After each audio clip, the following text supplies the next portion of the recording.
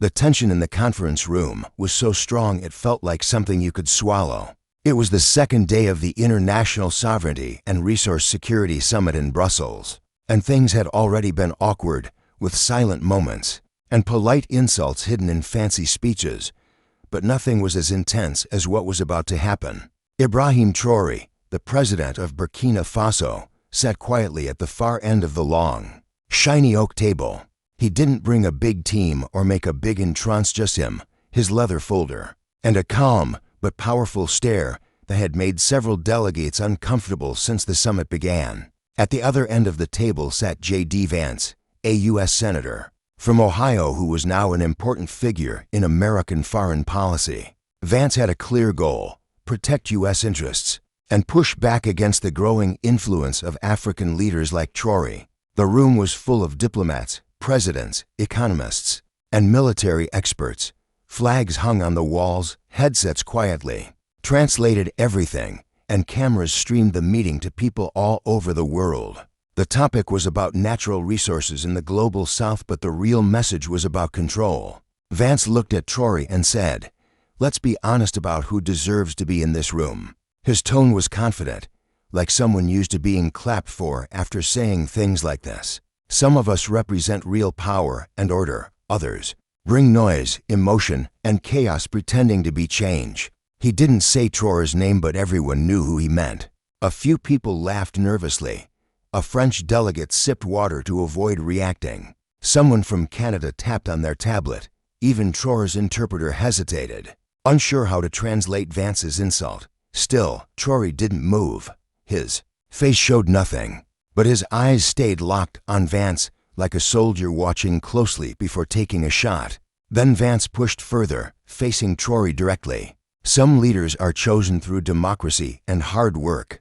Others take power by force and think that makes them equal to us. But just sitting here doesn't mean you belong. You don't belong here."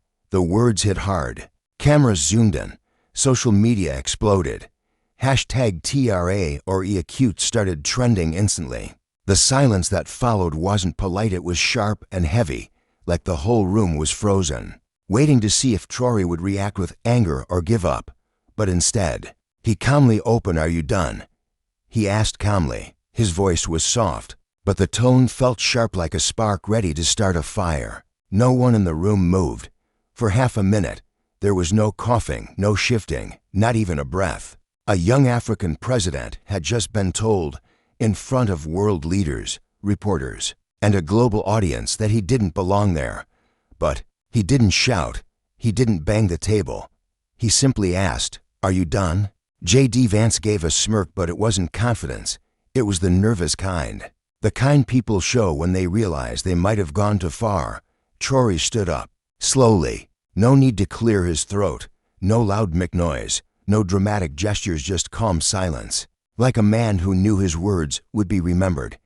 He placed his hands on the table and began, not with anger, but with clear purpose.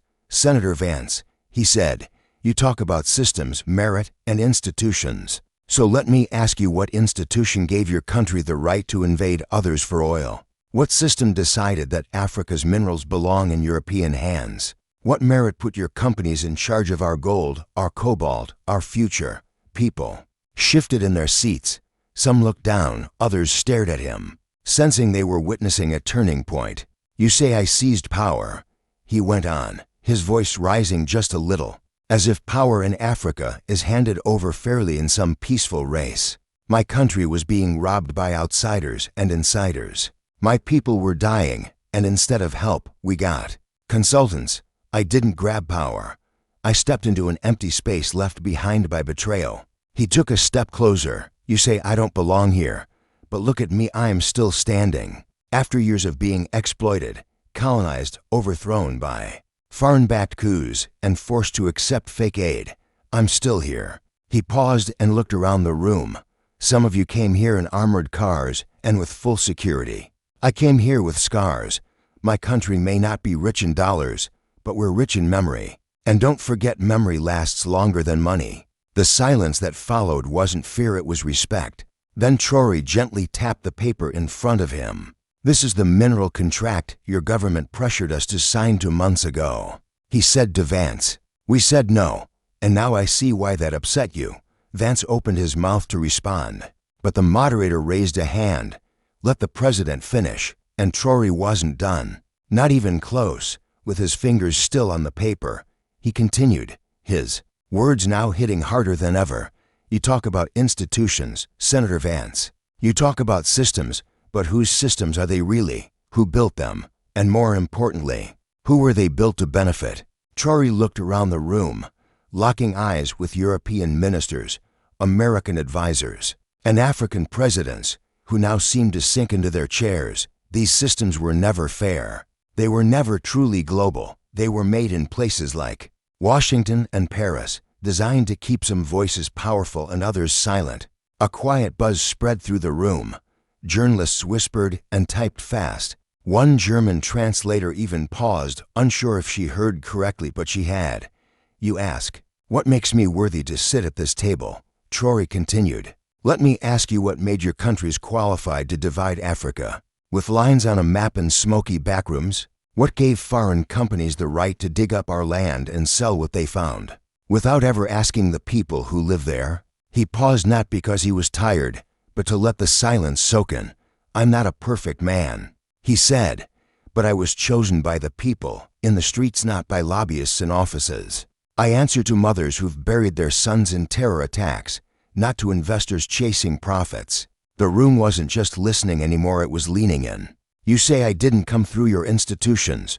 You're right, because those institutions were made to keep people like me out, to train African leaders to think like Europeans, speak like Americans, and beg like children. He turned back to Vance. I don't beg, not for deals, not for approval, and not even for respect.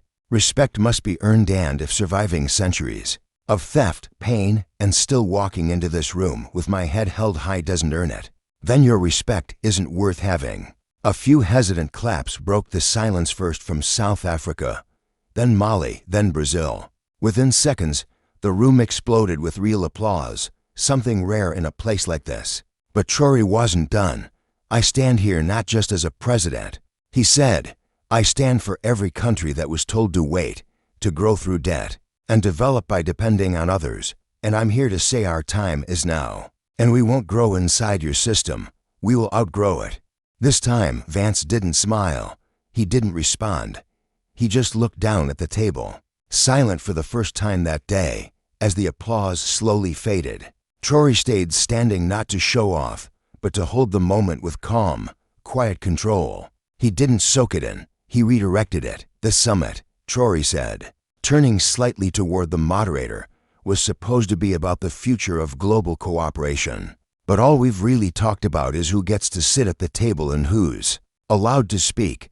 That's not a conversation about the future, that's just replaying the past. His voice stayed calm, but every word cut deep, slowly breaking down the unspoken rules of power that had existed for generations. The real question isn't whether I belong in this room, he continued. It's whether this room is ready for what's coming. Because let's be honest, the future isn't about powerful nations dividing up the world for their benefit.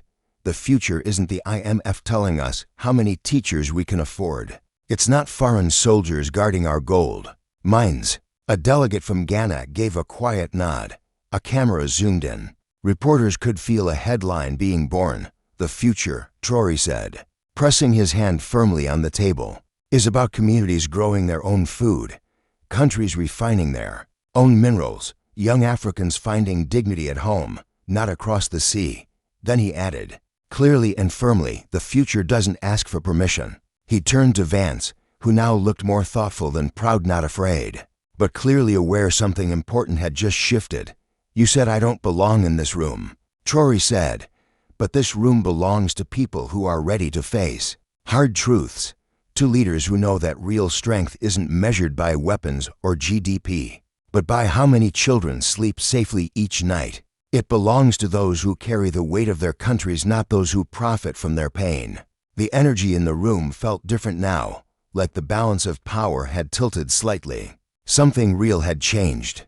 Then Traoré reached into his folder and held up a photo, a color picture of a barefoot boy standing in a rice field in northern Burkina Faso. "This child," he said, "is the reason I lead. Not for fame, not for applause, not for a seat at any summit. He is why I fight every day against corruption, against outside control, and against global rules that only help the powerful." The picture hit people deeply not because the boy looked sad, but because it reminded them what true leadership is about, real lives, not just politics. "You want to know what qualifies me, Senator Vance?" Traoré asked, lowering the photo. "I didn't come here to be part of your game.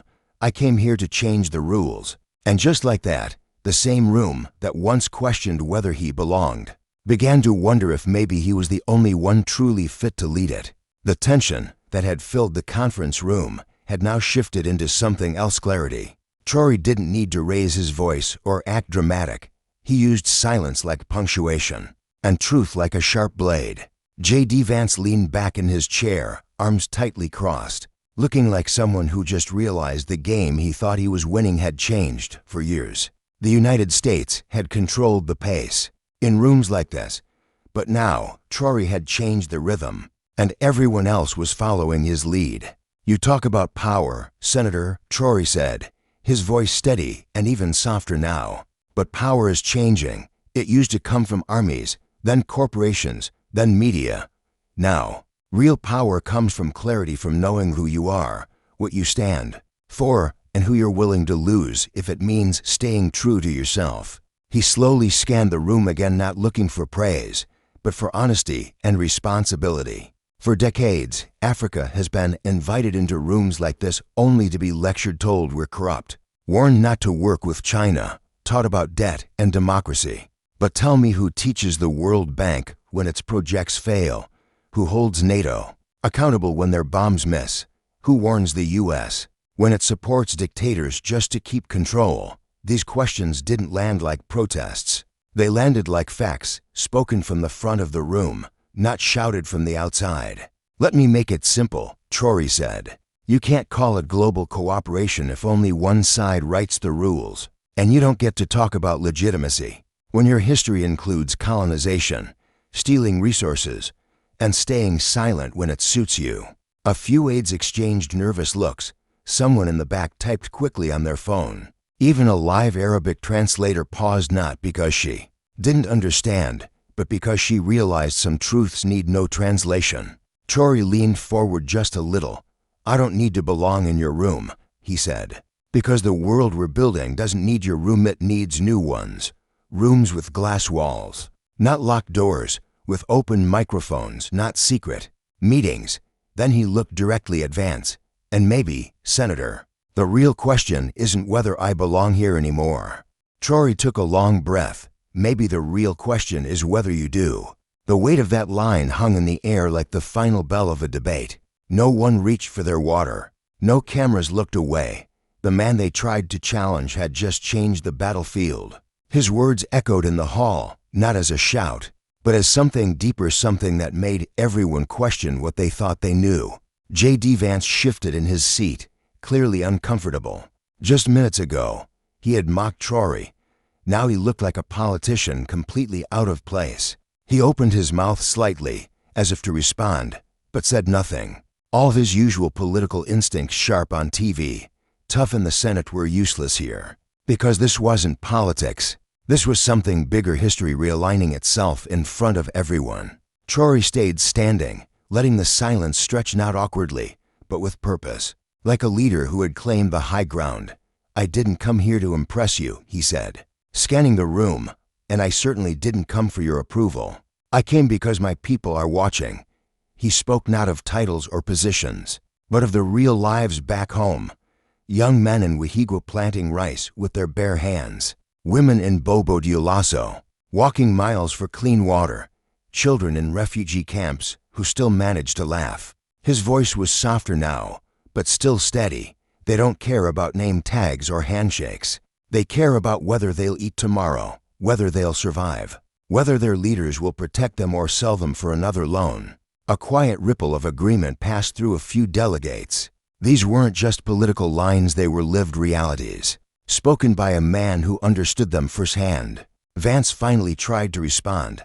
"Mr. President," he said carefully, "I don't question your passion. But if you think cutting ties with global institutions is the answer, you're only pushing your country into more hardship. Traoré turned to him not angry, but clear and direct. And if you think dependence is progress, Senator, then maybe the hardship isn't mine. Maybe it's your idea of development that needs to change. He let the words sit in the room. For 60 years, we've been told to reform, to modernize, to fall in line. And where has that gotten us? Drowning in debt, stripped of our resources, and blamed for the poverty your systems created. Traoré stepped back from the table, slowly closing the folder he had opened at the start. We're not asking for charity, he said. We're asking for fairness. We're not turning our backs on the world, we're walking toward it, but on our own terms. This wasn't just a reply anymore. It was a declaration, a clear message that Burkina Faso and much of the global South was no longer begging for a seat at someone else's table. They were ready to build their own. Senator Vance looked around, maybe hoping for support, a smile, even a glance, but no one offered it. The usual diplomatic moves, polite nods, fake smiles. Quiet approval had disappeared. The room no longer revolved around him. Now, it centered on the man he had tried to dismiss. Traoré let the silence sit a moment, longer, then spoke again, not louder, but with even more purpose. I understand why leaders like me make people like you uncomfortable. We don't follow the old rules. We don't wait quietly for our turn. And we definitely don't smile while we're being robbed. He paused, took a breath, then added, and we don't forget. Still no shouting, no drama, just calm, lived truth from someone who had seen war, buried friends, and survived not by playing the game, but by refusing to. You called me emotional, he said, turning to Vance again. But what's more emotional than invading countries for oil, backing coups just to get better contracts, then punishing entire nations when they choose their own path outside your foreign policy script? A quiet cough came from the back, awkward and out of place, like someone had forgotten how serious the moment was. You say I don't belong in this room, but let me tell you what I see this room as: a place where power is mistaken for wisdom, where age is confused with virtue, and where influence has replaced integrity. He lifted his head just slightly. And if that makes me a threat to this room, so be it. This wasn't just a speech now. It was a reclaiming of voice, of dignity, of place. You built a system that rewards silence. Senator, a system that keeps Africa begging with one hand while handing over everything with the other. But I didn't come here to beg, he said firmly. I came to warn, this time. The murmurs in the room were louder, more restless, because the world was no longer hearing a complaint. It was hearing a change. The energy in the room felt like the moment right before history changes. Africa is waking up, Traoré said, now speaking to everyone in the hall. And when a continent wakes up, it doesn't ask for permission, it just rises. That's when the moderator, who had barely spoken during the entire exchange, leaned into the mic. His voice was soft but respectful. President Traoré, the floor is still yours if you wish to continue. Traoré looked around at the panel, at the cameras, at the millions watching live, and nodded. I will continue, he said, but not for this room. His voice rose not in volume, but in meaning. I speak for the rooms that never had microphones, for the fields where no summits are held, for the mothers who buried their children because of decisions made in rooms like this. By now, Traoré's words weren't just reaching across the conference room. They were cutting through decades of empty diplomacy. The cameras weren't just recording a speech, they were capturing a shift. Not just a disagreement between two leaders, but a breakdown of the old system. One sentence at a time. I didn't come here to be tolerated, he said. I came because the world needs to understand Africa is not your project. It is not your warning story. It is not your experiment in slow progress. He slowly paced behind his chair, no longer speaking to J.D. Vance, because this wasn't about individuals anymore. This was about generations. You ask us to play by global trade rules, while the West controls the prices. You ask us to honor debts created by dictators you supported. You ask us to compete in a rigged game, and then blame us for not winning. No one moved, not even those who disagreed, because they knew this wasn't exaggeration. It was a reflection. And they didn't like what they saw. Traoré pointed at the summit's banner on the wall, cooperation for a new century. You print words like cooperation on signs, he said. But we know what that's meant for us. Extraction, interference, interrogation. Then came the pause, the one that always comes before something unforgettable. We don't want another seat at your table, he said. We want the table rebuilt. The words hit like thunder. Within seconds, they were quoted, translated, tweeted. #rebuildable trended across African Twitter, then European media, then the entire world. I will not let my people be reduced to numbers in your economic reports, Traoré said finally. We are not forecasts, we are the force. He stopped, pacing, and turned to face the crowd again, a sea of suits, translators, and unreadable expressions. I know my words might make some of you uncomfortable, he said. Good. Comfort has allowed too many lies to survive. Maybe it's time discomfort cleared the way for truth. Even J.D. Vance, who had once looked so confident, had gone completely still. He wasn't agreeing, but he was clearly realizing something had changed. Traoré pointed toward the glass doors at the back of the room. Out there, he said, are thousands of young Africans watching. This summit not for entertainment, but to see if the world still pretends they don't exist. Let me be clear. They are not invisible. He leaned in slightly, and neither am I. The moderator didn't try to take back control because the room no longer belonged to him. It now belonged to the man they'd tried to dismiss, who had just turned a moment into a movement. Traoré returned to his seat, but it didn't feel like he sat. It felt like he landed, the kind of landing that comes after flight, after surviving turbulence so powerful it changes the entire sky. A hush followed, nearly a full minute of stillness, and in that rare silence, something happened. That doesn't happen often. No one wanted to speak next. The German chancellor glanced at his notes and quietly closed the folder. The French foreign minister whispered something to an aide, who simply shook her head. Even the IMF director, known for never missing a chance to speak, leaned back and stayed quiet. And J.D. Vance, he just stared at his nameplate, the same one that, hours earlier, had made him feel important. Now it just looked like a label on a closed door. Finally, the moderator cleared his throat. Thank you, President Traoré, he said carefully. Your words will surely shape the rest of this conversation. But everyone in that room knew the truth. Traoré hadn't just shaped the conversation. He had changed the rules. In the back, reporters rushed to update headlines in real time. Burkina Faso president stuns global summit. Young leaders silences critics in Brussels. Vance's challenge collapses under Traoré's calm fire. But Traoré didn't celebrate. He didn't smile or look smug. He just leaned back, picked up the same glass of water he'd calmly sipped from before anyone spoke, and drank. The same man they said didn't belong had just taken control of the room. Now, no one dared argue. The delegate from Brazil finally raised his hand. If I may, he said, I'd like to support the president of Burkina Faso's words. Maybe before we start discussing policy, we should think about the room itself and who it's really built for. That broke the silence. South Africa backed him, then Indonesia, then Chile, then Kenya, then Serbia. Within 10 minutes, the entire conversation had shifted. It wasn't about economic models or aid packages anymore. It was about power, about voice, about who controls the narrative, who gets the mic, and who decides when it's passed. J.D. Vance did speak again, but his voice had lost the force it once carried. I believe structure is still important, he said quietly, but maybe that structure needs to evolve. It was the closest thing to a concession someone like him could give. Later that evening, after the final session ended, Ibrahim Traoré walked through the marble halls outside the summit chamber. Cameras followed him. Delegates reached out to shake his hand. Young reporters asked questions, not scripted ones, but real ones, full of hope.